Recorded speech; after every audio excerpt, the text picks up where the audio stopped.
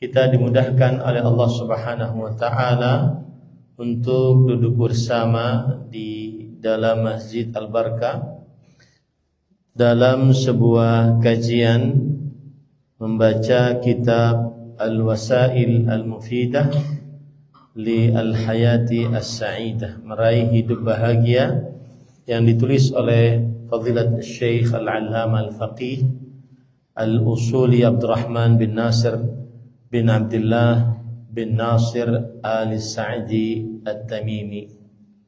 Salawat dan salam semoga selalu Allah berikan kepada Nabi kita Muhammad sallallahu alaihi wa ala alihi wasallam, pada keluarga beliau, para sahabat, serta orang-orang yang mengikuti beliau sampai hari kiamat kelak. Dengan nama-nama Allah yang husna dan sifat-sifatnya yang ulia, kita berdoa, Allahumma inna nas'aluka ilman nafi'an wa rizqan tayyiban wa amalan mutaqabbala. Allahumma amin. Kita memulai dengan kitab yang baru, dan jujur saja, saya jujur ke jamaah, saya sudah minta berkali-kali untuk kajian pagi di Masjid Al-Barakah mungkin dicukupkan, supaya mungkin mencari waktu yang lain, karena masjid ini habis subuh biasanya saya kajian di BSD, kemudian jam 10 biasanya kajian keliling ke masjid-masjid yang belum pernah. Jadi waktunya sangat nanggung gitu. Ya, waktunya sangat nanggung. Dan juga sekarang jamaah sukanya kajian ba'da maghrib. Jadi waktunya sangat nanggung. Akan tetapi akhirnya kita lanjutkan kajian ini. Mungkin setelah kitab ini selesai mungkin kita cukupkan ya. Nanti cari yang malam saya kajian. Salah satunya adalah bapak-bapak agar maju ke sini. Nah, maju. Biar saya ngomong ada orangnya di depan. Ya. Nggak ada orangnya di depan. Ya. Dan itu kurang adab bagi penuntut ilmu. Seperti ngomong nggak ada orang di depan saya. Makanya Jibril alaihissalam beliau duduknya di depan langsung dengan Rasul sallallahu alaihi wasallam, lutut dengan lutut. Dan itu jujur ya. Mungkin ini kitab yang terakhir kajian pagi di Masjid Al-Barakah. Dan saya sudah minta ke Pak Rudi berkali-kali, cukupkan aja. Tapi poin pertama adalah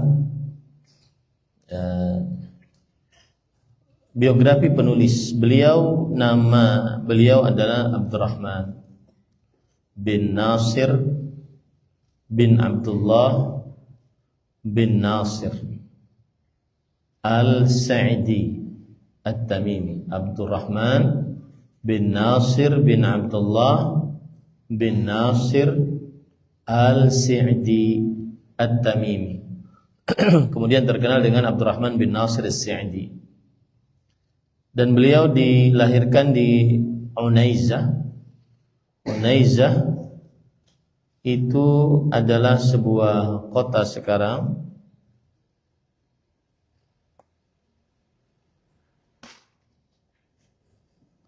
yang ada di kerajaan Arab Saudi.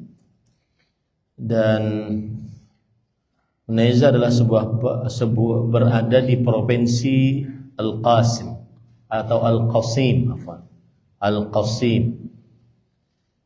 Dan dia di tengah-tengah Arab Saudi. Letaknya kira-kira 30 km selatannya kota Buraidah yang merupakan ibu kota Al-Qasim, dan 330 km dari Riyadh. 310 km dari Riyadh. Kalau dari Madinah atau Mekah kira-kira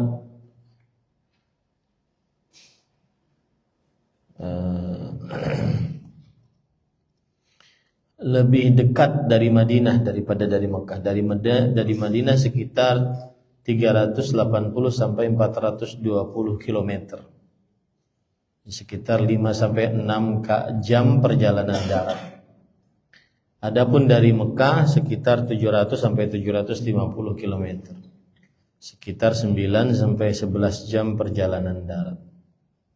Nah, itu adalah Unaizah dan beliau dilahirkan di situ. Sebuah daerah bernama Unaizah, dan Unaizah ini adalah sebuah daerah di provinsi yang bernama Al-Qasim. Al-Qasim adalah salah satu provinsi yang ada di kerajaan Arab Saudi. Dan Al-Qasim sebuah provinsi, ibu kota provinsinya adalah Buraidah. Al-Qasim sebuah provinsi, ibu kota provinsinya adalah Buraidah. Salah satu daerah yang ada di Qasim yaitu Unaizah. Yang di situ Fadilat Syekh Abdurrahman bin Nasir As-Sa'di wafat. Dilahirkan pada tahun 1307 Hijriah. 1307 Hijriah. Dan kita sekarang di 1447 Hijriah. Berarti sekitar 140 tahun yang lalu beliau dilahirkan. Kemudian beliau anak yang ditinggal wafat ibunya pada tahun 4 tahun. Saat beliau berumur 4 tahun ditinggal wafat oleh ibunya. Kemudian ditinggal wafat oleh bapaknya saat berumur 7 tahun. Saat berumur 7 tahun. Dan bapak beliau yaitu Nasir bin Abdullah adalah seorang alim, imam masjid, dan senantiasa beribadah kepada Allah Subhanahu wa taala. Kemudian para ikhwan yang dirahmati oleh Allah Subhanahu wa taala, beliau dari mulai kecil sudah semangat untuk menimba ilmu agama. Beliau menghafal Al-Qur'an saat berumur 11 tahun. Kemudian beliau membaca dan mempelajari ilmu hadis, ilmu mustalah hadis, ilmu usul fikih, dan ilmu tafsir, usul tafsir saat masih muda. Ya, saat masih muda. Muda itu berarti umur di bawah baligh, di bawah 15 dan sebelum umur 35. Di antara syekh-syekh beliau adalah Syekh Ibrahim bin Hamad Al-Jasir. Syekh Ibrahim bin Hamad Al-Jasir. Kemudian Syekh Muhammad bin Abdul Karim Asy-Syibil. Syekh Muhammad bin Abdul Karim Asy-Syibil. Kemudian Syekh Saleh bin Uthman Al-Qadhi. Kemudian Syekh Sa'ab At-Tuwaijri. Kemudian Syekh Muhammad Mahmud Asy-Shinqiti. Kemudian Syekh Ali bin Muhammad As-Sinani. Kemudian Syekh Muhammad bin Abdul Aziz Al-Mani, dan yang lain-lainnya. Dan Syekh Abdurrahman bin Nasir As-Sa'di rahimahullah, beliau sangat perhatian kepada kitab-kitab yang ditulis oleh Syekhul Islam Ibnu Taimiyah dan muridnya yaitu Imam Ibnu Qayyim Al-Jauziyah rahimahullah. Saya sudah minta untuk bapak-bapak ada bukunya, Mas. Mas, bapak-bapak ada bukunya. Nah, saya sudah minta untuk dibagikan sehingga bisa mengikuti. Dan itu syarat saya ngajar di sini. Ya, harus ada bukunya yang dipegang, karena kalau tidak ada bukunya jadi ilmu yang lewat gitu saja. Masuk telinga kanan, keluar lagi dari telinga kanan. Kemudian beliau menulis beberapa tulisan penting, di antaranya kitab tafsir. Tafsir ini bagus bagi pemula. Judulnya Taisir Al-Karim Ar-Rahman fi tafsiri Kalamil Mannan, atau yang disebut dengan Tafsir As-Sa'di, dan itu sudah diterjemahkan dalam bahasa Indonesia. bisa dibaca, dibeli kemudian dibaca, terutama khusus bagi para pemula yang ingin mengetahui kandungan ayat di dalam Al-Quran, maka bisa dia membaca kitab ini. Kemudian yang kedua adalah kitab beliau yang terkenal adalah yaitu Manhajus Salikin fi wa Tawdihil Fiqhi fid Din. Manhajus Salikin wa Tawdihil Fiqhi fid Din. Kemudian kitab beliau juga adalah Ad-Durrah Al-Bahiyah Syarhul Qasidah At-Ta'iyah. Dan masih banyak kitab-kitab beliau yang lain. Beliau wafat terkena darah tinggi, ya. Wafat pada malam Rabu tanggal 22 bulan 6. Bulan 6 itu berarti Muharram, Safar, Rabiul Awal, Rabiul Tsani, Jumadal, Jumadah Tsaniyah. Bulan Jumadah Tsaniyah 1372 Hijriah. 1372 Hijriah. Nah, itu wafatnya pada malam Kamis nih. Malam Kamis 23 bulan Jumadil Tsaniyah 1376 Hijriah. 1376 Hijriah. Dan dikuburkan di pekuburan Asy-Syahwaniyah yang berada di Unaizah. Asy-Syahwaniyah yang berada di Unaizah. Baik, para ikhwan yang dirahmati oleh Allah Subhanahu wa taala, kita menyebutkan sekarang apa sebab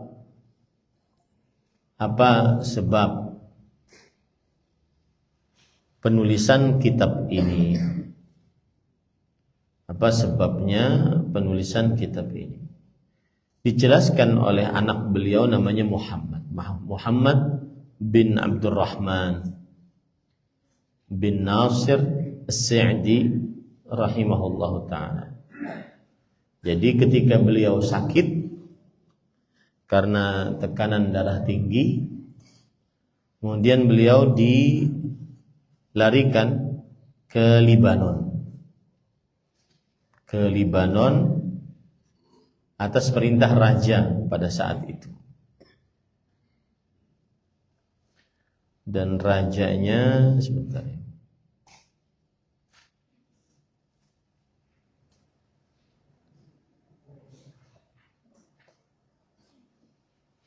Yaitu Raja Sa'ud bin Abdul Aziz.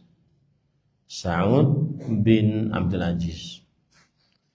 Beliau memerintahkan Fadilat Syekh Abdurrahman bin Nasir As-Sa'di untuk dibawa ke Libanon agar diobati di Libanon. Kemudian setelah berobat di sana sembuh, dan kemudian selama masa penyembuhan beliau berada di Libanon. Nah, salah satu yang menarik adalah selama menunggu tersebut beliau ingin selalu pulang ke Unaizah. Karena tidak suka tinggal di negeri orang, ingin selalu pulang ke Unaizah. Nah, selama masa penungguan, karena tidak ada pesawat waktu itu, karena pesawat digunakan untuk haji, jarang sekali pesawat komersial, karena semua pesawat digunakan untuk jamaah haji, dan menunggu haji selesai lama. Nah, selama masa menunggu tersebut beliau membaca kitab, dan banyak membaca kitab.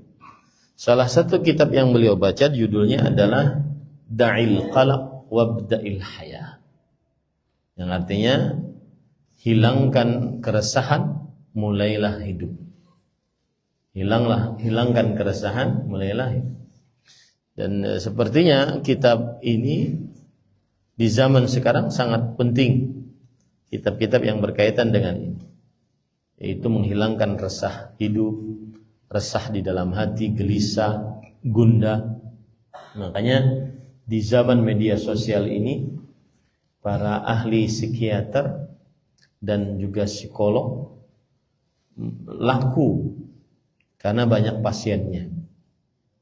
Banyak orang-orang yang tidak tenang qalbunya, perasaannya. Tetapi kitab ini meskipun sangat menakjubkan bagi Syekh Abdurrahman bin Nasir As-Sa'di, kitab ini ditulis oleh orang kafir. Nah, oleh sebab inilah akhirnya beliau menulis kitab ini. Al-Wasail Al-Mufidah lil Hayati Sa'idah. Sarana yang bermanfaat untuk kehidupan bahagia. Diterjemahkan secara bebas dalam bahasa Indonesia, meraih hidup bahagia. Nah, itu kisah di balik penulisan buku ini, dan orang-orang menyebutkan bahwa setiap buku pasti ada kisahnya. Setiap buku pasti ada kisahnya.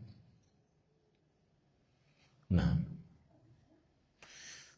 contoh juga salah satu kisah dari buku yang baru-baru keluar, buku kawan saya Fadilatul Ustadz Dr. Firanda Andirja Hafizahullah, Rambu-Rambu Dakwah, yang tersebar melalui PDF. Beliau menulis itu karena keresahan terhadap sebagian pendakwah yang sudah mulai keluar dari jalan pendakwah, tapi lebih suka popularitas, lebih suka harta dunia. Akhirnya timbullah itu. Dia bertanya, apakah dicetak atau di PDF? Bagusnya di, saya bilang PDF lebih cepat untuk disebarkan. Alhamdulillah sudah tersebar. Jadi setiap buku ada kisahnya. Saya juga pernah nulis buku judulnya Kalau Benar Kenapa Tidak Diikuti. Itu kisahnya ada seorang yang baru ngaji, kemudian bertanya. Pertanyaannya lumayan panjang. Saya sebagai seorang muslim, dilahirkan dari keluarga muslim, kemudian saya kecil, tumbuh berkembang, dan mengenal keislaman dari orang tua saya dan masyarakat saya. Lalu ketika saya kerja di Arab Saudi, saya kenal dakwah ini. Kemudian saya melihat hal-hal yang tidak sama dengan apa yang keislaman yang saya kenal dari mulai semenjak dahulu. Diharamkan rokok, wajib panjang jenggot, celana di atas 2 mata kaki, musik diharamkan, dan seterusnya. Maka saya tulislah jawaban atas pertanyaan tersebut. Judulnya Kalau Benar Mengapa Tidak Diikuti. Cuma saya tidak mencetak buku saya dan jual komersil, hanya sekedar menyebarkan. Termasuk di dalamnya juga adalah buku tentang pasti dapat Lailatul Qadar, buku tentang terhina karena hutang, buku tentang untukmu yang masih meninggalkan sholat. Itu semua ada kisah-kisahnya. Itu kitab-kitab atau buku-buku yang ditulis. Yang jelas setiap buku ada tulisannya, ada ceritanya maksud saya. Taib, para ikhwan yang dirahmati oleh Allah Subhanahu wa taala.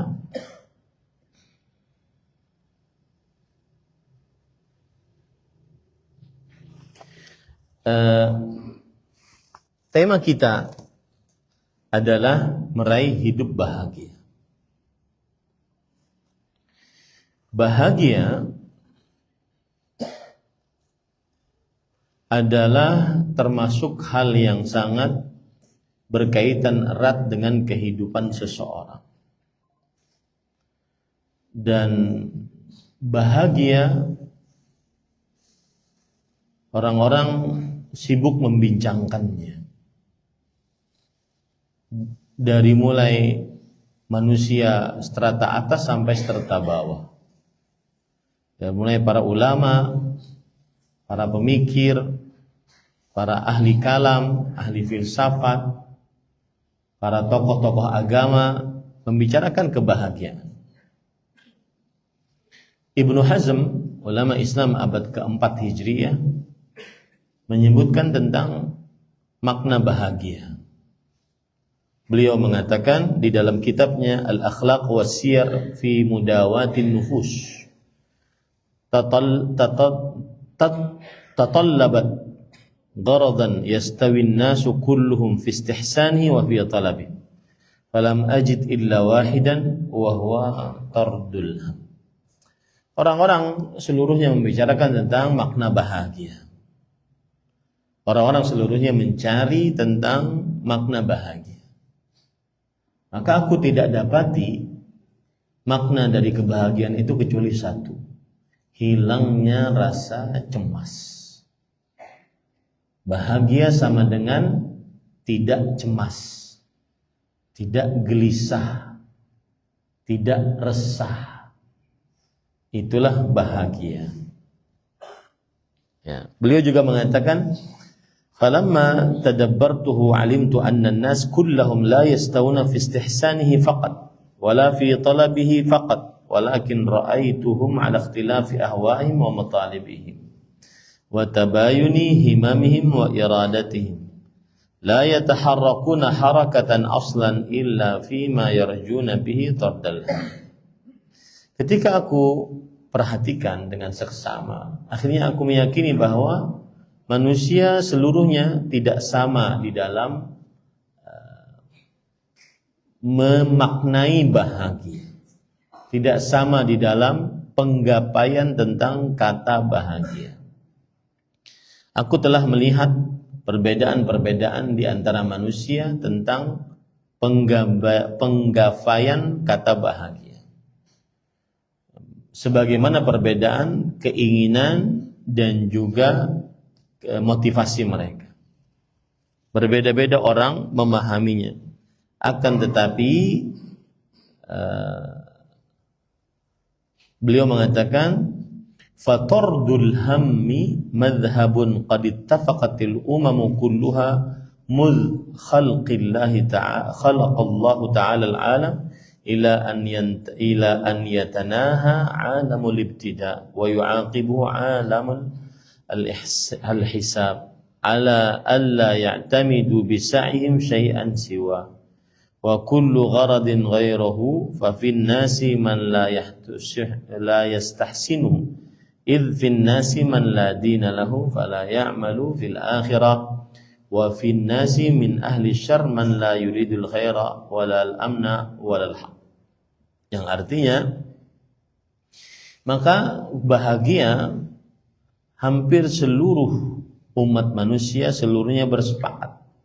Dari mulai Allah menciptakan alam semesta ini sampai nanti di akhirat, sampai nanti habisnya alam semesta ini, bahagia itu adalah tardul ham. Hilangnya rasa cemas, hilangnya rasa gelisah, hilangnya rasa susah di dalam kalbu. Nah, itulah bahagia. Ya, itulah bahagia. Tapi sebagian manusia menganggap hilangnya rasa cemas itu berbeda-beda. Ada yang mengatakan kita bisa hilang rasa cemas, bisa bahagia dengan mencari harta.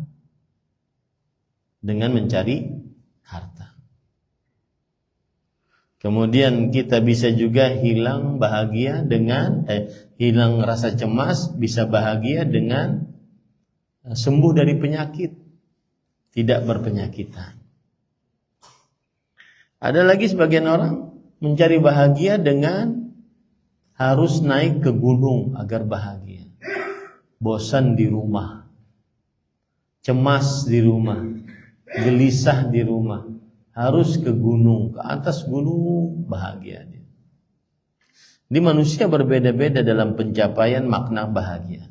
Tapi semuanya menuju kepada satu titik, yaitu hilang rasa cemas, rasa gelisah, rasa resah, rasa berat di dalam dada. Itulah bahagia. Taib, kemudian para ikhwan yang dirahmati Allah, kita langsung masuk kepada apa yang disebutkan oleh penulis. Penulis berkata, Bismillahirrahmanirrahim. Alhamdulillahilladzi lahul hamdu kulluh. Wa ashhadu an la ilaha illallah wahdah la syarika lah wa ashhadu anna Muhammadan abduhu wa rasuluh sallallahu alaihi wa ala alihi wa ashabihi wa sallam. Sebentar.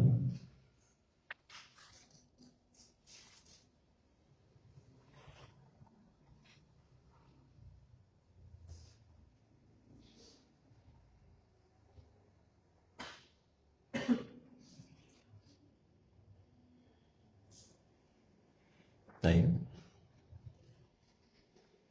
Saya sudah bagikan terjemahannya kepada panitia agar dibagikan.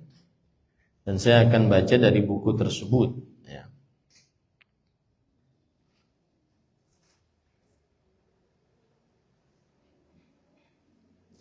Penulis berkata, segala puji hanya bagi Allah, yang baginya seluruh pujian.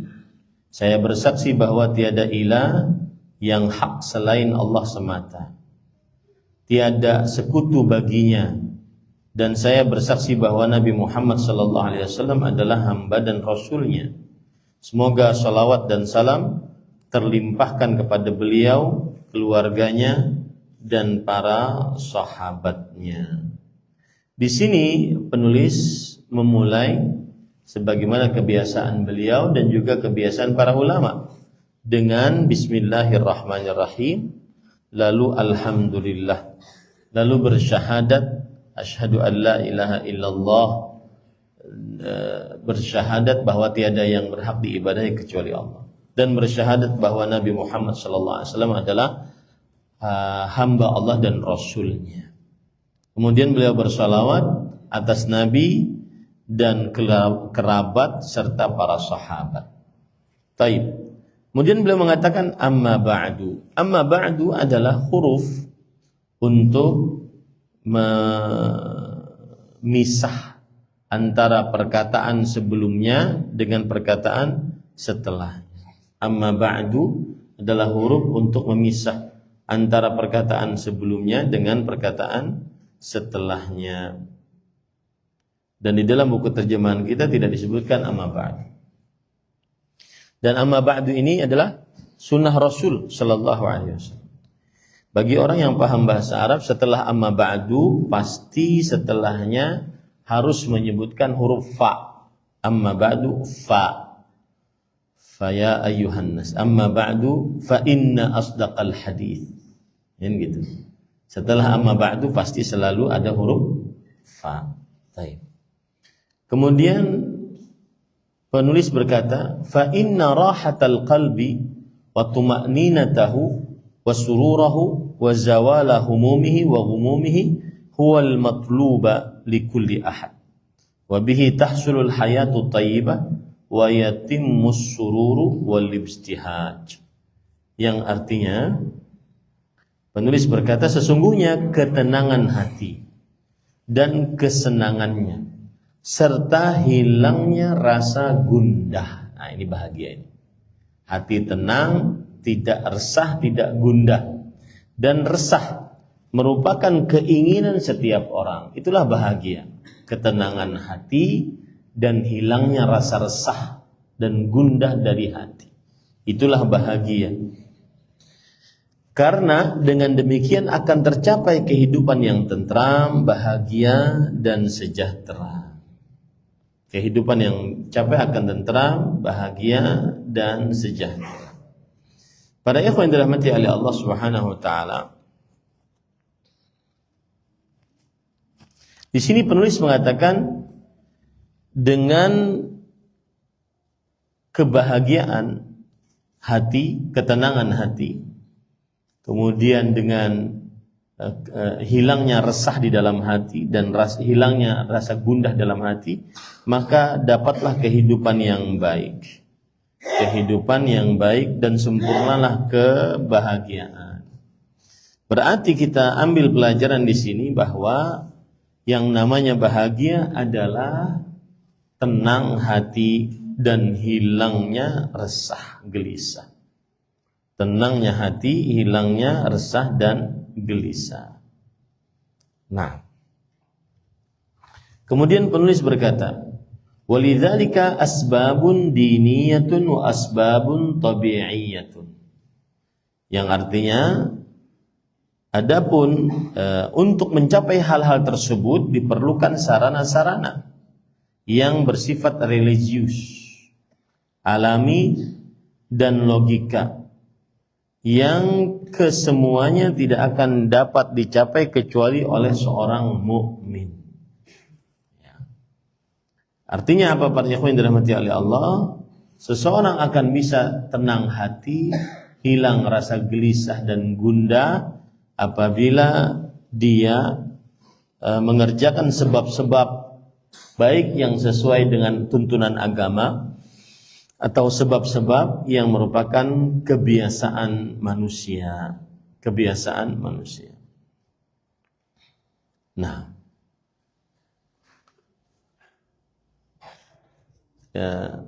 sebab-sebab agama yang dimaksud adalah yang disyariatkan di dalam Al-Quran atau disyariatkan di dalam hadis-hadis Rasul Sallallahu Alaihi Wasallam.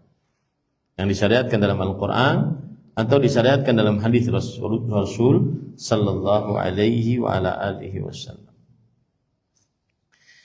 Wa asbabun amaliyah, walakin la yumkinu istima'uha kulluha illa lil mu'min.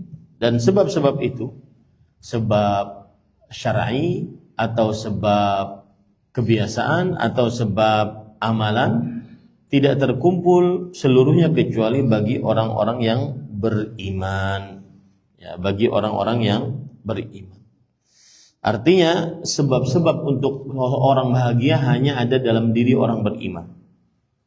Kenapa demikian? Karena orang-orang yang beriman dia akan mengerjakan sebab-sebab tersebut, baik sebab secara syar'i atau secara tabiat sifat manusia atau secara amaliyah. Kemudian beliau mengatakan wa amma man siwahum fa innaha wa in hasalat lahum min wajhin wa sabab yujahidu uqala'uhum alai faqad fatathum min wujuhin anfa'a wa athbata wa ahsana halan walakinni sa'adhkuru bi risalati hadhihi ma yahduruni minal asbab lihadzal matlabil a'la alladhi yas'a lahu kullu ahad. Yang artinya, adapun selain mereka, yaitu selain orang beriman, walaupun dapat diraih salah satunya, itu pun setelah para pemikir mereka menguras pikirannya untuk itu. Akan tetapi masih banyak hal lain yang terlewatkan yang lebih bermanfaat dan utama baik di dunia ini ataupun kehidupan berikutnya. Nah, kemudian penulis mengatakan, saya akan menyebutkan di dalam risalah saya ini apa yang ada di dalam benak saya dari sebab-sebab untuk menggapai kebahagiaan hidup yang merupakan tuntutan yang paling tinggi tersebut, yang mana setiap orang akan berusaha untuk menggapainya. Baik. Kemudian para ikhwan yang dirahmati oleh Allah Subhanahu wa taala, lalu penulis mengatakan faslun wa a'zamul asbab lidzalika wa asluha wa ussuha huwal imanu wal amalus salih. Yang pertama, iman dan amal saleh. Sarana yang paling utama dan paling mendasar dalam masalah ini, yaitu menggapai kebahagiaan, adalah beriman kepada Allah dan beramal saleh. Beriman kepada Allah dan beramal saleh. Ini adalah, di sini penulis memulai menyebutkan sebab-sebab agar bisa bahagia secara rinci. Dan penulis memulai dengan yang paling pertama dan paling penting, paling agung, paling pondasi, ya, yaitu beriman dan amal saleh. Yang dimaksud dengan iman adalah beriman kepada Allah, para malaikatnya, kitab-kitabnya, para rasulnya, hari akhir, dan beriman kepada baik dan buruk, takdir baik dan buruk. Beriman dengan apa yang ada di dalam Al-Quran seluruhnya. Beriman terhadap hadis-hadis Rasul Sallallahu Alaihi Wasallam. Baik itu berkaitan dengan pokok-pokok agama, kisah-kisah yang disebutkan di dalam Al-Quran dan hadis. Beriman dengan cara berserah diri kepada Allah Subhanahu Wa Taala di dalam hukum-hukum Allah ataupun di dalam takdir-takdir Allah Subhanahu Wa Taala. Nah, ini penting untuk dibahas. Beriman dengan cara berserah diri kepada Allah dari dua sisi, menerima seluruh syariat Allah, dan yang kedua menerima seluruh takdir Allah Subhanahu wa taala.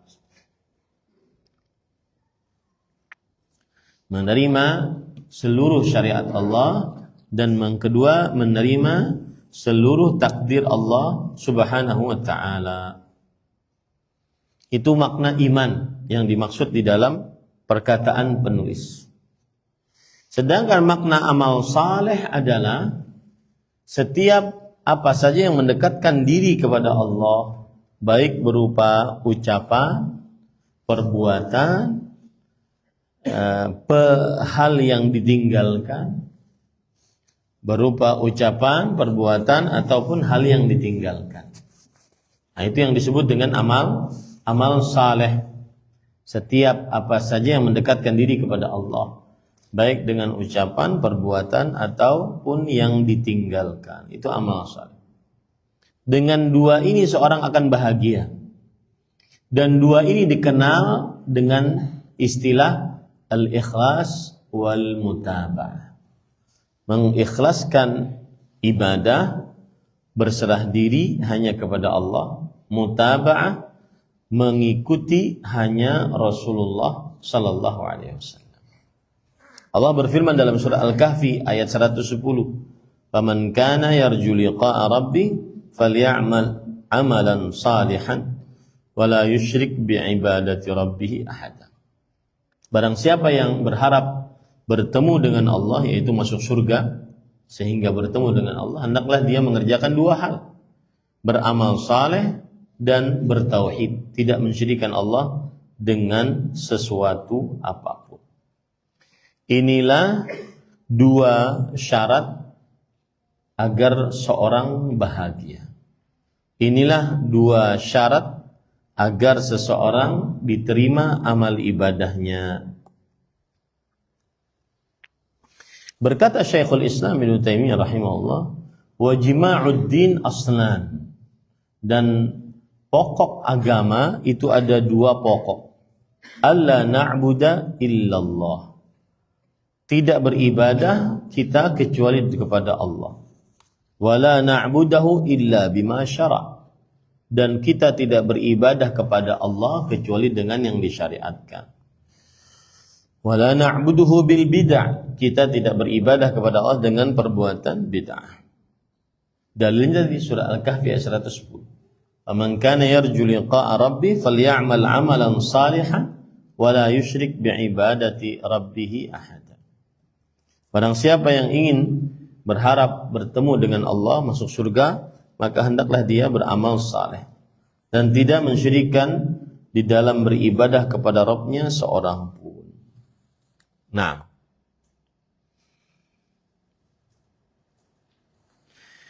dan para ikhwan yang dirahmati oleh Allah Subhanahu wa taala, inilah rahasia dari iyyaka na'budu wa iyyaka nasta'in. Iyyaka na'budu wa iyyaka nasta'in. Iyyaka na'budu, kata Imam Al-Qayyim, la yakunu al-'abdu mutahaqqiqan bi iyyaka na'budu illa bi aslain 'azimain. Ahadihima mutaba'atir rusul. Wa tsani al-ikhlas lil ma'bud fahadha tahqiqu iyyaka na'budu wa tahqiqu hadaini asy-syartain yakunu bitamamil ikhlas wa ihsanil amal wa itqanih.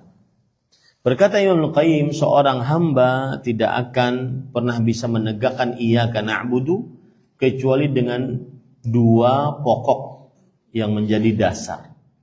Apa itu? Yang pertama adalah mengikuti Rasulullah SAW. Tidak bisa beribadah kecuali dengan mengikuti Rasulullah SAW.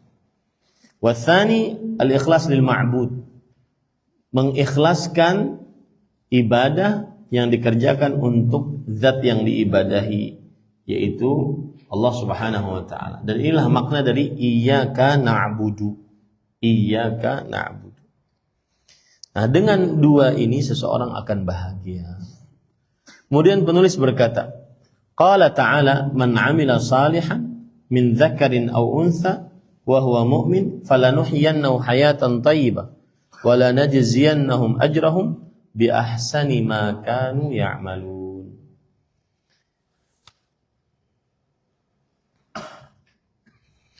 Fa akhbara ta'ala wa wa'ada man jama'a bainal imani wal amal salih bil hayati thayyibah fi hadhihi ad-dar wa bil jazaa'il hasan fi hadhihi ad-dar wa fi daril qarar.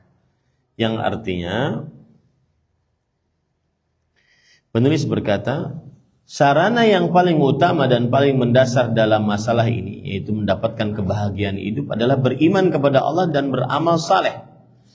Allah berfirman dalam surah An-Nahl ayat 97, barang siapa yang mengerjakan amal saleh bagi laki-laki maupun perempuan dalam keadaan beriman, maka sesungguhnya akan kami berikan kepadanya kehidupan yang baik. Nah ini dia.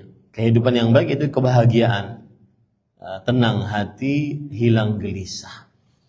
Dan sesungguhnya kami beri alasan kepada mereka dengan kami beri balasan kepada mereka dengan pahala yang lebih baik dari apa yang telah mereka kerjakan. Allah Subhanahu wa taala mengabarkan dan menjanjikan bagi siapa saja yang menggabungkan antara iman dan amal saleh dengan kehidupan yang baik di dunia ini serta balasan kebaikan di dunia dan di akhirat. Di dalam ayat ini Allah Subhanahu wa taala menyebutkan siapa yang beriman dan beramal saleh, dia akan mendapatkan kehidupan bahagia di dunia dan juga kehidupan bahagia di akhirat. Ya. Dan Allah tadi berfirman fala nuhyiyannahu hayatan thayyibah. Siapa yang benar beramal saleh maka kami akan benar-benar hidupkan dia dengan kehidupan yang baik.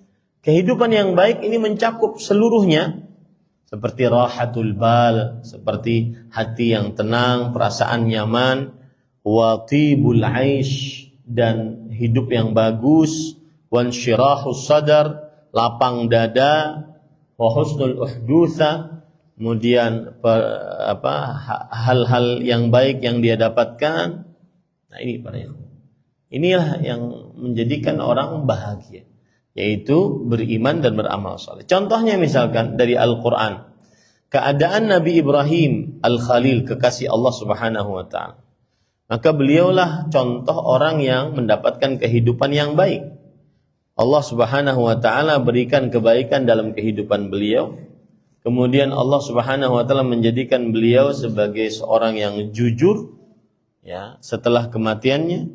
Kemudian beliau di akhirat juga mendapatkan kebaikan, yaitu ridha Allah Subhanahu wa ta'ala dan masuk ke dalam surganya Allah Subhanahu wa ta'ala.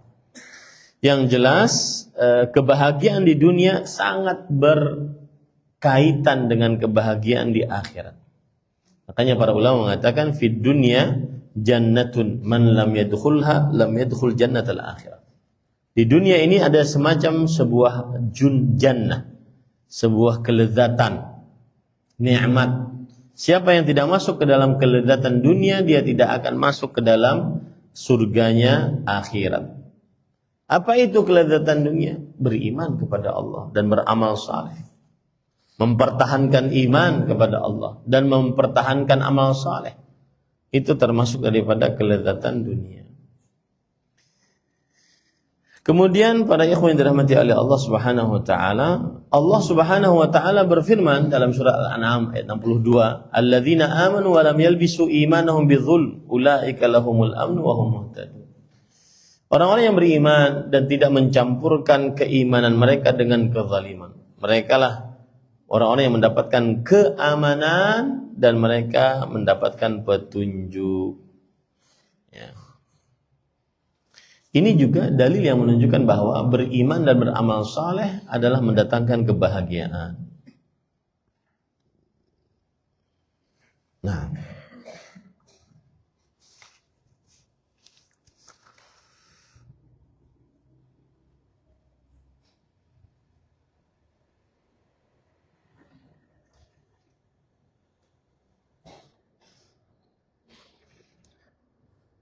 kemudian penulis berkata, wa sababu dzalika wadhihun fa innal mu'minina billah al-iman as-sahiha al-muthmira lil 'amali as-salih al-muslih lil qulubi wal akhlaqi wad dunya wal akhirah ma'ahum usulun wa ususun yatalaqawna fiha jami'a ma yaridu 'alaihi min asbabis sururi wal ibtihad wa asbabil qalaqi wal hammi wal ahzan.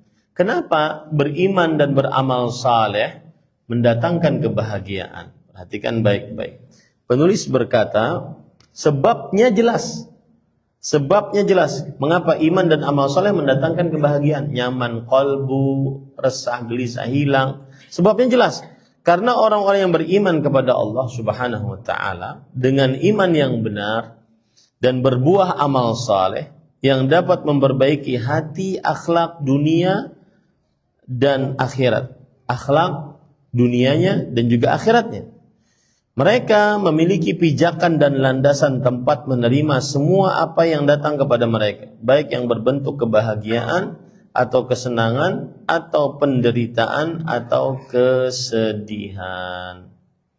Ini perkataan menunjukkan bahwasanya orang yang beriman dan beramal saleh dia bahagia. Kenapa? Karena jelas dengan iman dan kebahagiaan tersebut akhirnya dia bisa mendapatkan kebahagiaan. Dengan iman dan amal saleh tersebut akhirnya dia bisa mendapatkan kebahagiaan. Penulis berkata, yatalaqawna al-mahabba wal masarra biqabuliha laha wa syakara 'alaiha wa isti'maliha laha fima yanfa'. Yang artinya, jika mereka mendapatkan sesuatu yang dicintai dan disenangi, mereka menerimanya dengan rasa syukur serta menggunakannya sesuai fungsinya. Nah, ini yang membuat orang bahagia. Iman membuat orang bahagia. Bahagia adalah tenang qalbu dan hilang rasa resah gelisah. Caranya bagaimana? Dengan beriman. Apa maksud dengan beriman orang bahagia? Contoh. Ketika dia dapat nikmat, maka dia bersyukur. Dan dia sandarkan nikmat tersebut kepada Allah. Kemudian dia gunakan nikmat tersebut hanya untuk ketaatan kepada Allah Subhanahu wa taala. Disitulah dia bahagia. Mata Allah kasih kepada kita.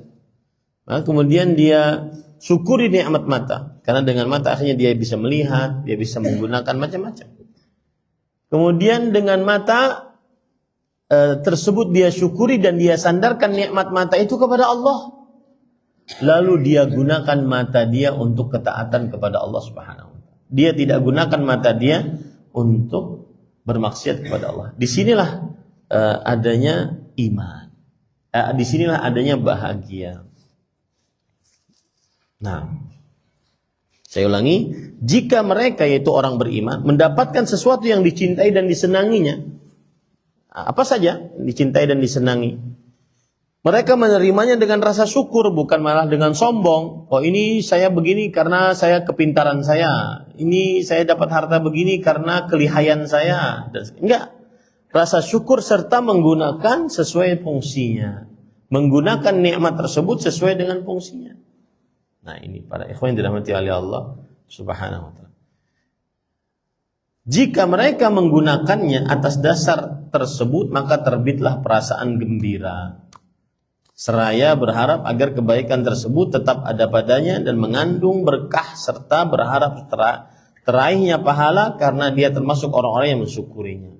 Semua itu merupakan perkara yang agung, yang nilai dan barokahnya melebihi kebaikan itu sendiri, sekaligus merupakan buahnya. Apa maksudnya para ikhwan yang dirahmati oleh Allah Subhanahu wa taala perkataan ini? Maksudnya adalah bahwa orang yang beriman akan menggunakan nikmatnya di jalan Allah Subhanahu wa taala. Yang pertama kali dilakukan oleh beriman saat mendapatkan nikmat adalah bersyukur. Bersyukur kepada Allah. Kemudian setelah itu dia gunakan nikmatnya untuk ketaatan kepada Allah Subhanahu wa taala. Dengan bersyukur dia dapat nikmat dari Allah Subhanahu wa taala. Ya. Dan dengan bersyukur tersebut akhirnya nikmat yang Allah berikan bertambah. Allah berfirman, la in syakartum la azidan. Jika kalian bersyukur maka sungguh aku akan benar-benar tambahkan kalian.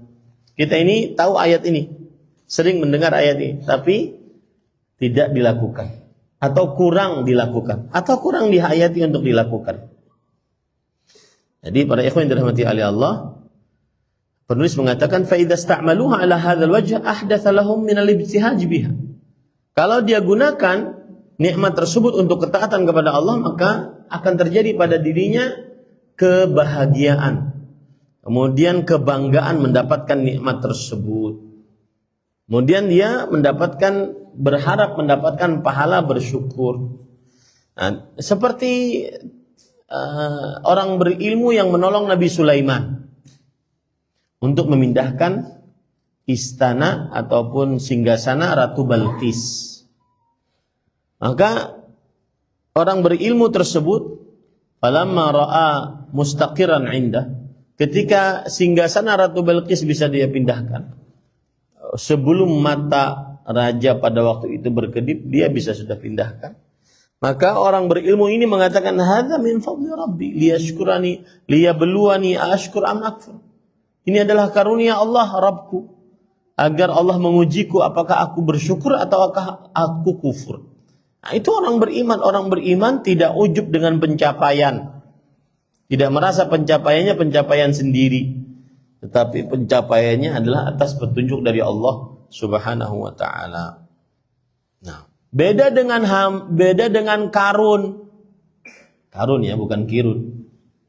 Karun. Maka Karun tidak menyandarkan kelebihan yang dia dapatkan kepada Allah Subhanahu wa taala. Innama utituhu ala ilmin indi. Sesungguhnya aku mendapatkan harta ini karena ilmuku, karena kelihayanku, dan seterusnya. Nah, ini para ikhwan yang dirahmati oleh Allah Subhanahu wa taala. Nah, kemudian penulis berkata setelah itu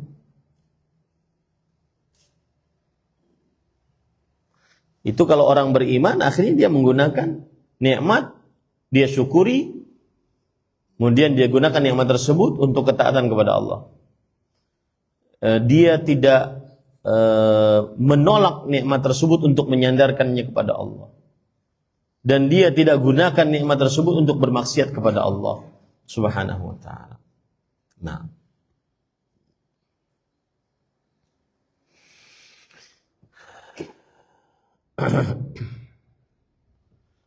dengan begitu dia akan bahagia. Ya, dengan begitu dia akan bahagia. Taib. Kemudian penulis mengatakan wa yatalaqqawna al-makariha wal madarra wal hamma wal ghamma bil muqawamah lima yumkinuhu min muqawamatihi wa takhfif ma yumkinuhu haqqa takhfifu was sabrul jamil lima laysa lahum minhu buddun. Yang artinya, penulis berkata, mereka juga menghadapi keburukan dan kesulitan sesuai kemampuan yang mereka miliki. Maksudnya, apabila ada musibah, ada bencana, maka dia hadapi sesuai dengan kemampuan dia. Memperkecil semampunya, sabar terhadap apa yang tak mungkin mereka hindari. Ini termasuk kebahagiaan, yaitu ketika datang musibah, datang kegelisahan, datang bencana, maka dia bersabar. Menahan lisan, menahan anggota tubuh, menahan qalbu, bersabar dengan kesulitan-kesulitan hidup tersebut.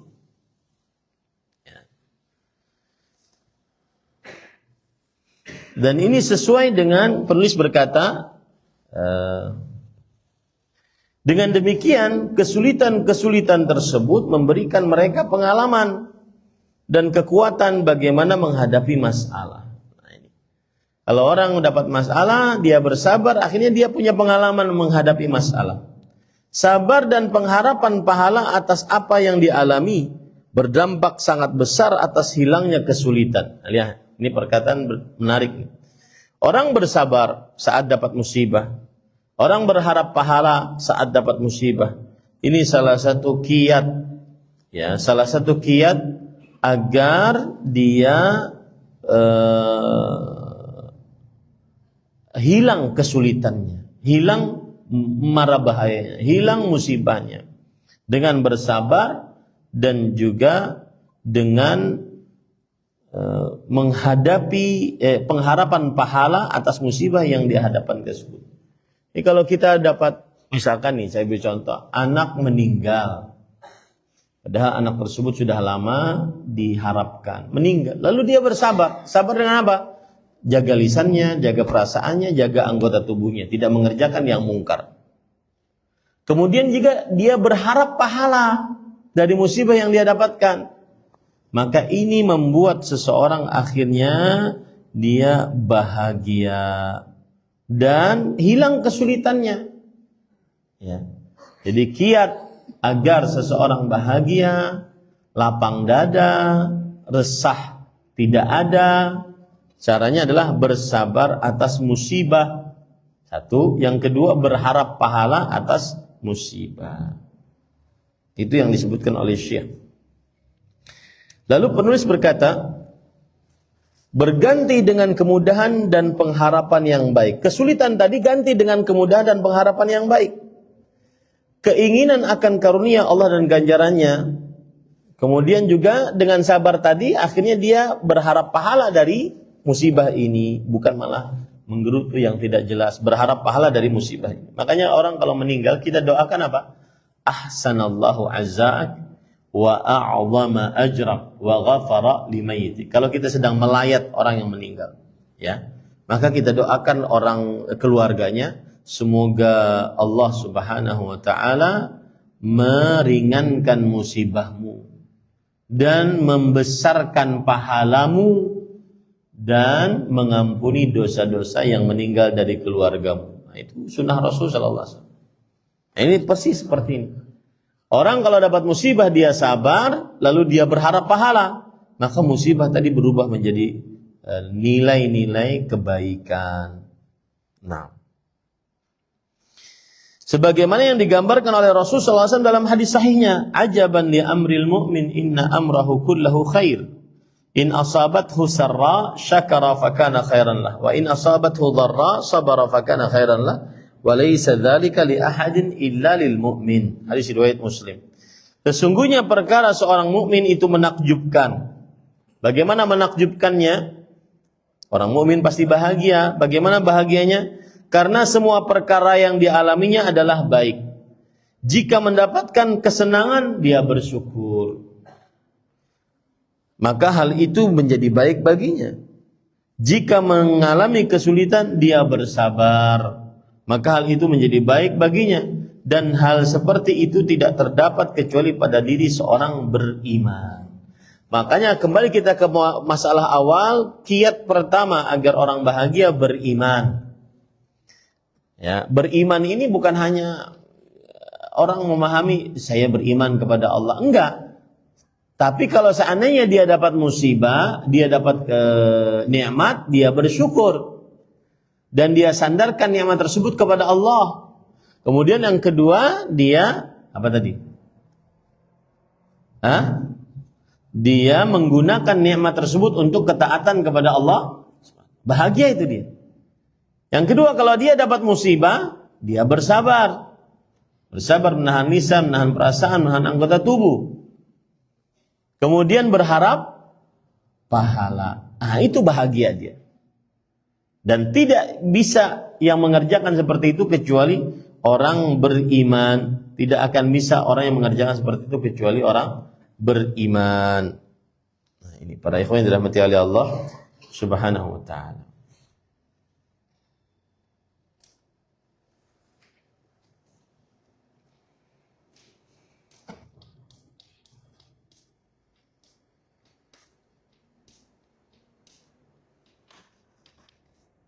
Nah, itu dulu yang bisa disampaikan. Jadi sekali lagi saya ucapkan bahwa kiat yang pertama yang dibawakan oleh penulis agar seseorang bahagia adalah dia beriman dan beramal saleh. Dan arti iman ini adalah menerima apa yang Allah tetapkan. Ya, kalau itu nikmat, dia bersyukur. Dan dia sandarkan nikmat tersebut, kelebihan itu dari Allah. Dia tidak menyombongkan dirinya. Yang kedua, dia menyatakan nikmat tersebut untuk ketaatan kepada Allah. Diberi mata, dia bersyukur bahwa ini pemberian Allah. Lalu dia gunakan mata tersebut untuk membaca Al-Quran, melihat hal-hal yang dihalalkan, dan seterusnya. Termasuk iman adalah bersabar apabila dapat musibah. Bersabar dengan cara menahan lisan, perasaan, dan anggota tubuh. Dan kemudian yang kedua berharap pahala. Karena orang yang bersabar diberi ganjaran tanpa batas. Innama yuwaffas sabiruna ajrahum bighairi hisab. Sesungguhnya orang yang sabar diberikan pahala mereka tanpa hisab. Nah, inilah dengan begini seseorang akhirnya dia bisa bahagia, yaitu beriman dan beramal saleh. Yang baru kita bahas adalah masalah iman. Yang baru kita bahas adalah masalah iman.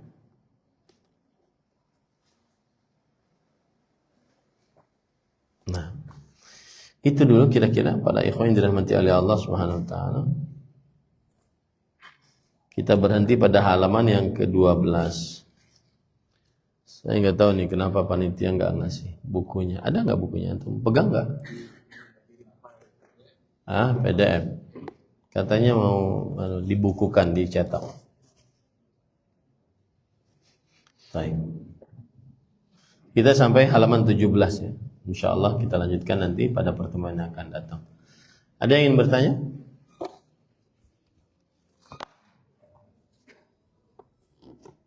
Tidak ada?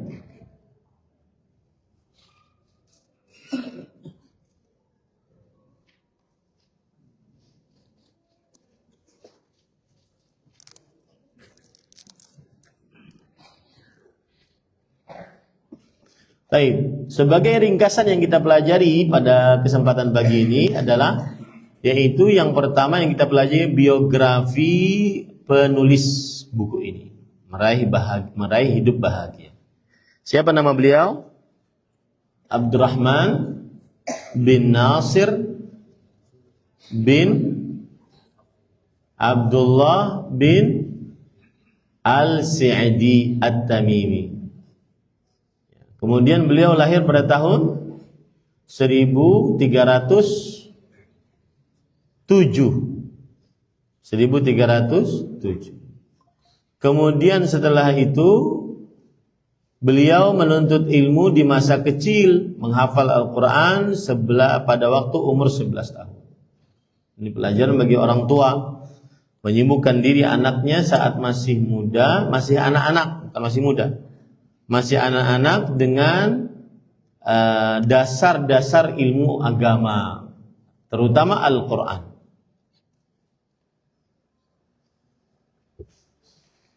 Kemudian beliau sakit dan wafat dari sakit tersebut. Sakitnya sakit apa? Darah tinggi, tekanan darah tinggi. Dan wafatnya pada tahun berapa? 1376 Hijriah. 1376 Hijriah. Baik. Kemudian apa kisah di balik penulisan kitab Al-Wasail Al-Mufidah lil Hayatis Sa'idah?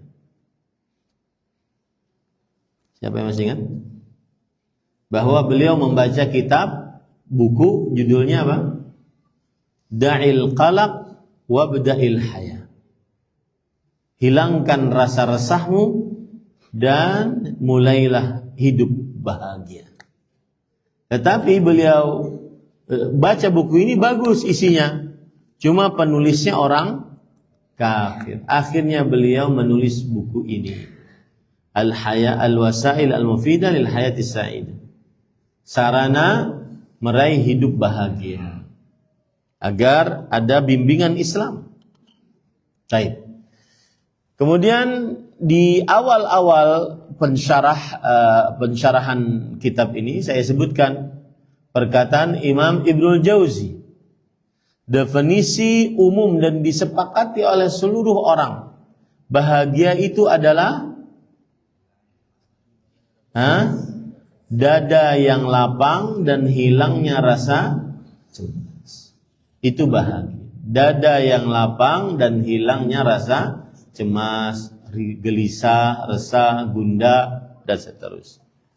Baik. Kemudian kita masuk sebab yang pertama dari sebab hidup bahagia. Agar seseorang hilang rasa cemasnya, agar seseorang nyaman bernafasnya, lapang dadanya. Kiat yang pertama yang disebutkan oleh penulis apa? Yaitu beriman dan beramal saleh. Dalilnya yang disebutkan oleh penulis itu, man amila salihan min dzakarin aw untha wa huwa mu'min. Baik. Apa yang dimaksud dengan beriman? Yang dimaksud dengan beriman dengan rukun iman yang 6. Tetapi lebih dicondongkan lagi mengimani apa yang sudah ditetapkan oleh Allah, sehingga orang bahagia. Seperti misalkan apabila mendapatkan nikmat, orang yang beriman, apa yang dilakukan dia? Bersyukur, menyandarkan nikmat tersebut kepada Allah sehingga tidak angkuh, tidak ujub. Menyandarkan nikmat tersebut kepada Allah sehingga tidak angkuh, tidak ujub. Apa saja kelebihan yang Allah berikan? Contoh kelebihan akal, kelebihan harta, kelebihan kegantengan, kecantikan, kelebihan tinggi badan, kelebihan berat badan. Nah itu syukuri, ya, syukuri dan kemudian sandarkan itu kepada Allah Subhanahu Wa Taala. Kadang-kadang kalau ketemu orang paling nggak enak, Ustaz gemukan deh kayaknya, paling nggak enak itu. Ya coba dirubah, Ustaz kayaknya tambah ganteng nih Ustaz. Ya saya kemarin ketemu teman lama nggak ketemu, mungkin beberapa tahun, belasan tahun kan lama. Masuk jamaah yang ngaji dulu di awal-awal saya kerja di Arab Saudi. 7 tahun kita bersama ngaji setiap Kamis. Udah seperti saudara. Dia datang dari London, kemudian ketemu di Masjid Salman di Rawamangun. Subhanallah saya kaget. Kemudian beliau kata, Ustaz tambah muda nih. Nah itu kan senang kita. Kalau orang gemuk kan Ustaz, nambah berapa nih? Wah, jadi kepikiran dia. Baik. Syukuri kemudian dengan cara menyandarkan nikmat kepada Allah. Dan yang kedua dari syukur tersebut termasuk adalah menggunakan nikmat tersebut untuk ketaatan. Nah itu bahagia nanti dia akan hidup. Baik, itu kalau dapat nikmat Ustaz. Kalau dapat musibah bagaimana? Dapat musibah dia bersabar. Caranya bagaimana bersabar? Menahan lisan, menahan perasaan, menahan anggota tubuh. Lisan tidak berkeluh kesah, tidak tulis-tulis status WhatsApp, qalbunya, perasaannya bersandar kepada Allah, menerima ketetapan Allah, tidak menggerutu, tidak di dalam qalbunya tidak menyatakan hal-hal yang buruk tentang Allah. Kemudian yang selanjutnya adalah termasuk daripada bersabar, berharap pahala dari musibah tersebut. Semakin besar musibah, semakin dapat pahala. Nah itu dia akan tenang. bisa nafasnya dalam, berharap pahala, bisa hilang rasa resah. Jadi nasihat saya untuk kawan-kawan kaum muslimin terutama di Sumatera dan di Aceh serta di Kalimantan serta di banyak-banyak yang sedang kebanjiran. Ya, maka bersabarlah dengan cara tahan lisan, tidak berkeluh kesah yang buruk dan tahan perasaan, tidak menggerutu atas ketetapan Allah 50.000 tahun sebelum penciptaan langit dan bumi. Kemudian tahan anggota tubuh, tidak mengerjakan hal-hal yang mungkar seperti perempuan menggundur rambut, merobek baju, berteriak, meraung-raung. Itu dilaknat oleh Allah Subhanahu wa taala. Itu namanya naihah, wanita yang terlalu meratapi musibah. Nah, kemudian selanjutnya berharap pahala, besar pahala, karena orang dapat musibah itu besar pahalanya. Pahalanya tanpa batas jika dihadapi dengan kesabaran. Innama yuwaffas sabiruna ajrahum bighairi hisab. Wallahu a'lam. Nah, itu ringkasan yang sudah kita pelajari tadi.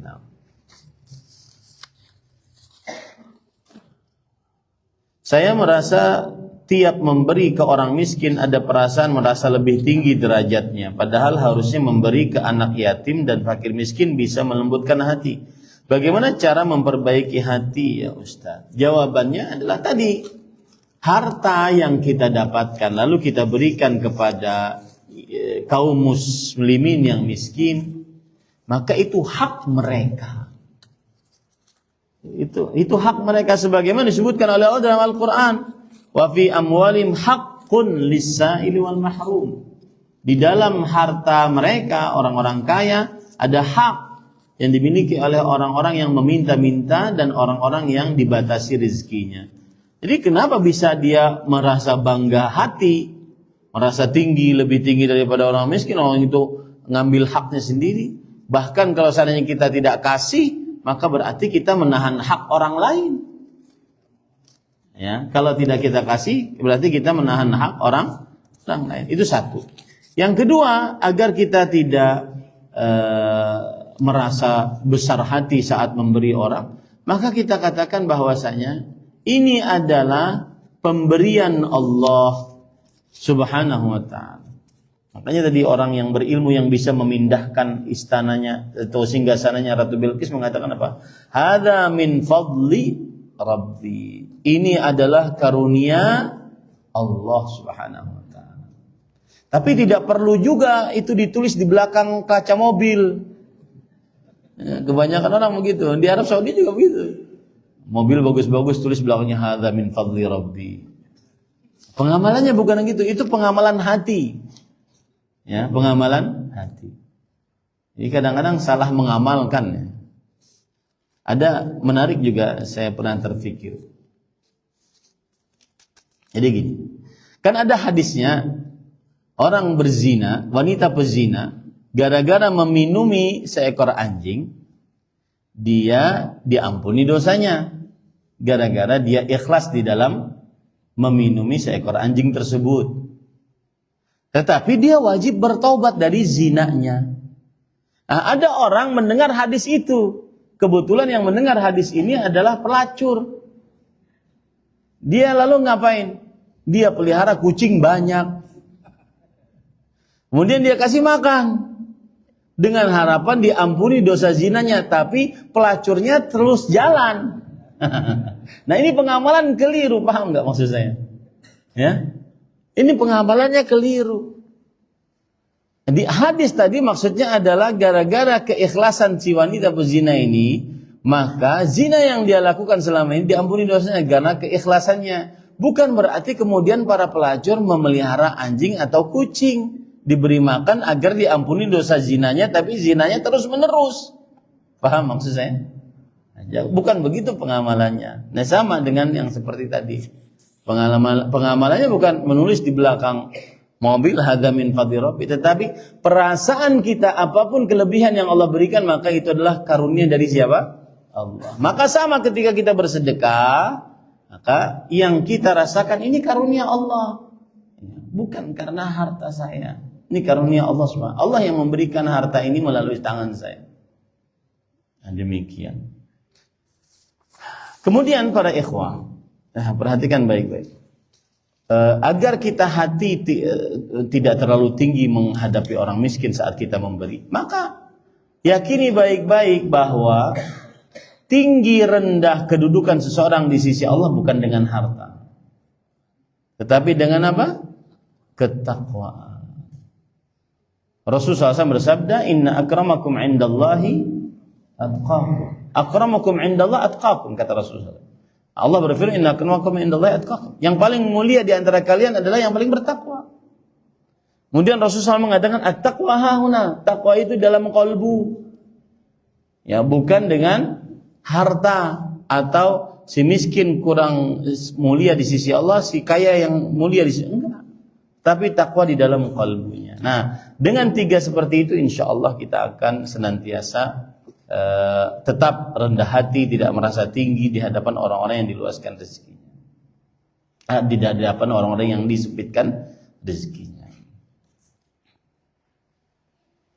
Nah, bahkan ada kiat yang keempat, yaitu kita memberi kepada orang miskin tidak secara langsung, biarkan orang lain yang ngasih, agar kita tidak merasa jumawa. Jumawa itu paham Pak? Apa jumawa itu artinya? Merasa besar hati gitu, merasa tinggi kedudukan karena kamu sudah saya tolong. Nah, Allahuakbar. Kami senang dengan kajian pagi seperti ini Ustadz, apalagi saat weekend karena tidak buru-buru urus anak sekolah. Semoga Ustadz tetap berkenan mengisi kajian pagi Sabtu di Al-Barakah.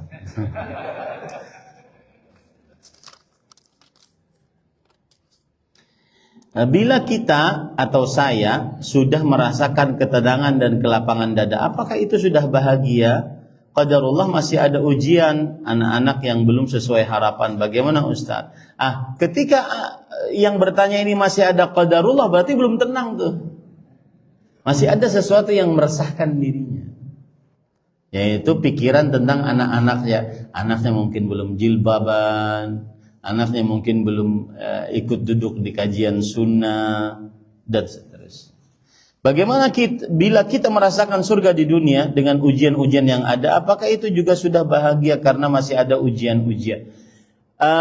Begini, surga dunia yang dimaksud di dalam perkataan tadi, Syekhul Islam berkata, Inna fid dunya jannatan, man lam yadkhulha lam yadkhul jannatal akhirah. Sesungguhnya di dalam dunia ada surga. Siapa yang tidak masuk surga dunia, dia tidak akan pernah masuk surga akhirat. Surga dunia yang dimaksud adalah kelezatan beribadah. Ibadah ada 2 cara, baik itu mengerjakan yang diperintah, menjauhi yang dilarang. Ya, mengerjakan yang diperintah, contohnya bersabar atas dapat musibah, dia kerjakan perintah tersebut. Bersabar atas dapat musibah, musibah, dia kerjakan, maka dia akan bahagia. Atau menjauhi yang dilarang. Dia misalkan sangat berhawa nafsu untuk yang dilarang tersebut, tetapi dia jauhi karena Allah, maka dia bahagia. Dia bahagia karena dia bisa mendapatkan hal tersebut. Jadi kebahagiaan adalah ketika seseorang sudah lapang dadanya, kemudian hilang rasa resahnya. Kalau masih ada hal-hal yang seperti itu, maka belum bahagia. Tetapi dia bisa menjadi bahagia dengan cara tadi, mengerjakan yang diperintah, menjauhi yang dilarang, yaitu beramal saleh. Wallahu a'lam. Bolehkah mendiamkan saudara kandung yang suka berbuat kasar, memukul, mengusir, mengumpat dan lain-lain? Sudah sering dimaafkan tapi terus diulang karena tahu bakal dimaafkan. Suka histeris, membuat kita terluka, padahal masalah kecil saja. Ada kotoran jatuh di lantai rumah dan seterusnya, marah maksudnya begitu ya. Maka jawabannya, untuk saudara kandung bersabarlah agar seseorang dapat pahala, karena sangat berat sekali untuk memutuskan hubungan rahim, kecuali kalau seandainya saudara kandung tersebut, dia ada kata memukul seseorang, tersakiti badannya atau terancam nyawanya, maka pada saat itu dia menjauh, mencari keamanan. Tetapi untuk menyambung hubungan rahim tetap saja, agar tidak dibahaya saja jasmaninya, agar tidak bahaya saja nyawanya, nah, itu dia menjauh. Ya. Tetapi untuk memutuskan hubungan rahim tidak, karena bahaya. Memutuskan hubungan rahim itu dosa besar. La yadkhulul jannata qati'. Tidak masuk ke dalam surga orang yang memutuskan hubungan rahim. Tapi tadi, kalau seandainya dia masih berhubungan dengan si kakak ini tetap kasar, maka dia harus mencari jalan selamat agar nyawanya terjaga, agar anggota tubuhnya terjaga. Wallahu a'lam. Bagaimana cara menghilangkan lelah batin ini terhadap suami? Ini ada apa suami? Ente kenapa nih semuanya nih? Ya, sudah 25 tahun perkawinan, saya tidak pernah bisa bicara tuntas. Apa yang saya bicarakan, yang saya koreksi. Suami saya, dia selalu bilang, kamu selalu membolak-balikan fakta. Jadi dia itu selalu benar dan saya selalu salah. Gimana cara menghilangkan lelah batin ini? Terutama tiap kali saya melihat suami. 25 tahun. Nasihat saya adalah maklumi saja suamimu begitu. Dan cari kebaikan-kebaikan suami. Maklumi saja suamimu begitu dan cari kebaikan-kebaikan suami. Itu nasihat saya. Fa'asa an takrahu syai'an wa yaj'alallahu fihi khairan katsira. Kamu mungkin membenci sesuatu, benci suamimu, tapi Allah menjadikan di diri suami kebaikan-kebaikan yang banyak. Darinya engkau dapat nafkah, darinya engkau dapat nafkah lahir, nafkah batin, darinya engkau dapat anak. Cari kebaikan-kebaikan suami. Ini nasihat untuk istri ya. Cari kebaikan-kebaikan suami. Dan jangan sampai la yastahwiyannakumus syaitan. Jangan sampai syaitan membisikkanmu ya, untuk bercerai. Kenapa? Karena berkeluarga, menikah, kemudian bersuami atau beristri, mempunyai anak, berkeluarga itu lebih baik daripada sendirian. Ya, jadi bersabar dan cari kebaikan-kebaikan suami. Kalau sudah tahu suami begitu, maka jangan diladeni. Ya, dia harus paham 25 tahun harus paham kebiasaan suami. Jangan sampai diladeni. Kemudian yang kedua, pesan saya kepada suami istri. Kalau tadi kepada istri, ini kepada suami istri. Jangan sering-sering bertengkar. Apalagi untuk permasalahan-permasalahan yang sangat remeh. Ya. Karena kita ini diciptakan berpasangan dan pasangan kita dari sesama jenis, yaitu sama-sama manusia. Allah menyebutkan wa min ayati an khalaqa lakum min anfusikum azwajan litaskunu ilaiha wa ja'ala bainakum mawaddatan wa rahmah. Termasuk tanda-tanda kekuasaan Allah, Allah menjadikan dari jenis kalian. Jenis kalian artinya sama-sama manusia. Pasangan. Alhamdulillah pasangan kita ini jadi jenis manusia. Iya. Makanya kata Allah Subhanahu wa taala, agar kalian merasa tenang dengannya. Sakinah. Kemudian ada rasa cinta dan kasih sayang. Coba Allah Subhanahu wa taala menciptakan keturunan Adam laki-laki semuanya. Dan disuruh kita sebagai laki-laki keturunan Adam mencari pasangan dari selain jenis manusia. Cuma ada dua kemungkinan. Dari jin atau hewan. Maka apabila istri kita, pasangan kita atau suami kita berasal dari selain manusia, tidak mungkin tercipta ketenangan, rasa cinta, kasih sayang. Beri contoh. Manusia, dia menikah dengan selain manusia. Secantik apapun kera, Pak, tetap kera. Nggak bisa dia tenang, cinta, kasih sayang. Atau dia menikah dengan jin, kuntil anak. Nah, mau dipeluk dia lari, ngilang ke sana kemari. Nggak ada ketenangan, nggak ada rasa cinta, nggak ada kasih sayang. Makanya saya sering mengatakan, Jangan sering-sering bertengkar suami istri dari manusia.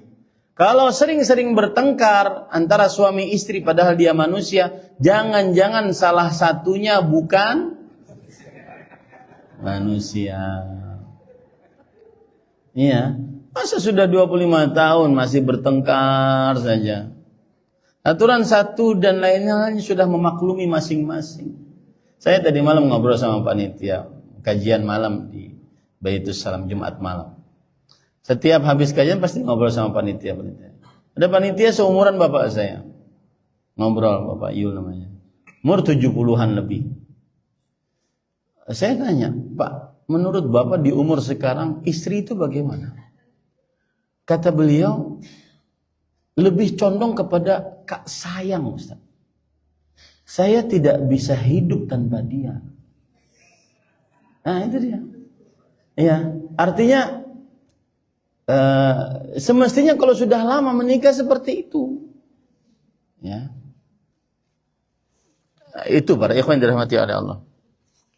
Ya, kalau boleh saya bercerita pribadi saya.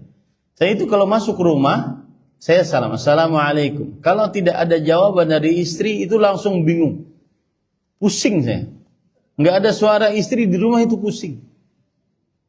Saya berpikir bagaimana kalau istrinya sering keluar rumah. Ya. Istri sering keluar rumah, kemudian kerja setiap hari. Lalu sang istri mendapati suaminya di luar sana, laki-laki di luar sana selain suami, nggak habis pikir itu bagaimana bisa cerita. Jadi kalau sudah menikah lama, yang ada adalah bukan hanya nafsu seksual, tetapi kita begini para ikhwan. Saya ingin menceritakan cerita menarik. Suatu saat Aisyah radhiyallahu anha cemburu dengan Khadijah. Cemburu dengan seorang perempuan yang belum pernah beliau lihat. Coba bayangkan. Itulah perempuan, pencemburu. Mencemburui seorang perempuan yang belum pernah beliau lihat. Karena Khadijah waktu itu nggak ketemu dengan Aisyah, tidak ketemu dengan Khadijah. Bahkan saking cemburunya, Aisyah radhiyallahu anha mengatakan Khadijah, sedikit-sedikit Khadijah. Kemudian beliau mengatakan lagi begini, ajuz min ajaiz al-Makkah. Engkau selalu mengingat orang tua, mbah-mbah. Di sini sudah ada penggantinya yang masih muda. Kemudian bahkan menyebutkan Aisyah radhiyallahu menyebutkan, engkau selalu ingat dengan seorang perempuan yang giginya merah. Maksudnya sudah tanggal tinggal gusinya. Nah, sampai segitunya. Apa kata Rasulullah SAW? Lihat. Beliau menjawab. Dan ini di atas cinta dan di atas cinta dan di atas hawa nafsu seksual. Kata beliau, maaf daranillah khairan minha. Tidak ada yang lebih baik yang Allah gantikan daripada dia. Kemudian beliau sedang membela istrinya yang sudah meninggal. Kata Rasulullah SAW kepada Aisyah, membela Khadijah, amanat bi hina kafaran nas. Beliau beriman kepadaku ketika orang-orang kufur kepadaku. Wa saddaqat bi hina kadzabarin nas. Beliau mempercayaiku ketika orang-orang semuanya mendustakanku. Wa wasatni bimaliha hina haramanin nas. Beliau menolongku dengan hartanya ketika orang-orang menahan hartanya dariku. Jadi yang namanya berkeluarga para ikhwah bukan hanya urusan seksual, bukan hanya urusan di atas ranjang, bukan hanya urusan nafkah, tapi urusan ayo nih kita sama-sama menggapai ridho Allah Subhanahu wa taala. Itu yang namanya suami istri. Bagaimana caranya kita bisa sama-sama kelak menggapai surganya Allah Subhanahu wa taala. Makanya saya kadang-kadang Heran, ada orang suami istri yang sudah lama menikah, sudah tahu kan kebiasaannya begini, kebiasaan suami begini, kebiasaan istri begini, kok masih bertengkar? Padahal harusnya saling memaklumi satu dengan yang lainnya. Contoh misalkan, saling memaklumi satu dengan lainnya. Saya pernah ke sebuah masjid, kemudian di masjid tersebut DKM-nya seluruhnya orang-orang pensiunan, umur 50-an ke atas, mau menjelang 60 gitu. Bahkan sudah menjelang 60. Saya tanya, "Pak, ini DKM-nya kenapa tua-tua semua, sekelas-kelas Bapak ini? Mana yang muda-mudanya?" "Enggak apa-apa Ustadz, kami ngurus masjid. Kami ini para lelaki yang sudah tidak diharapkan lagi keberadaannya di rumah."